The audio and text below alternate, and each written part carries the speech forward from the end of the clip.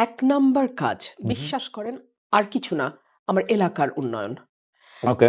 আমি এই মানুষগুলোর কাছে দায়বদ্ধ, ওয়াদাবদ্ধ, ঋণী। এই ঋণটা সার্বিক ঋণ। আমার এলাকার মানুষ একেবারে প্রান্তিক মানুষ খালেদ ভাই, হয়তো সারা বছর ও চিকিৎসার জন্য বা আগামী বছরের জমিটা নিবে সেই জন্য 50,000 টাকা জমাইছিল, হুম। ময়লা পুরানো নোট খালেদ ভাই আমার হাতে এসে দিয়ে গেছে। হুম, হুম, হুম, হুম, আপনি যদি বলেন আবেগ, হুম, এই মানুষগুলাকে আমি আমার হুম, জীবনের চেয়ে বেশি ভালোবাসি। হুম, আমার সম্মান, হুম, আমার মর্যাদা, হুম, আমাকে যতভাবে অপমান করা হয়েছিল হুম, তার জবাব আমার এলাকার মানুষ হুম, দিয়েছে। হুম, ওদের কাছে আমার ব্যক্তিগত ঋণ আছে, হুম, হুম। এই ঋণটা আমার শোধ করতে হবে। আমি আপনার আবেগটা বুঝতে পারি রুমিন, আপনাকে তো আসলে কয়েকটা ফ্রন্টে যুদ্ধ করতে হয়েছে, এটা একটা ডিফারেন্ট, মানে কখনো কখনো আপনার নিজের ছায়ার বিরুদ্ধে আপনার হ্যাঁ, যুদ্ধ করতে হয়েছে।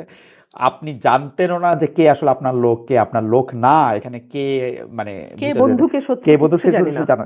কিন্তু আমার প্রশ্ন হচ্ছে, আপনি এলাকার উন্নয়নের কথা বলতেছেন, একটা এমপির কাজ কি আসলে এলাকার উন্নয়ন করা? মানে না, আমি, হ্যাঁ, না খালেদ তাহলে ভাই, তাহলে আপনি আপনি ওই পথেই কেন, মানে মানে আমাদের পলিটিক্যাল পুরো স্ট্রাকচারটা হুম, রিফর্ম না হওয়া পর্যন্ত হুম, আমার আমার আমি একা একটা সিস্টেমে বাইরে যেতে পারবো না। ওকে।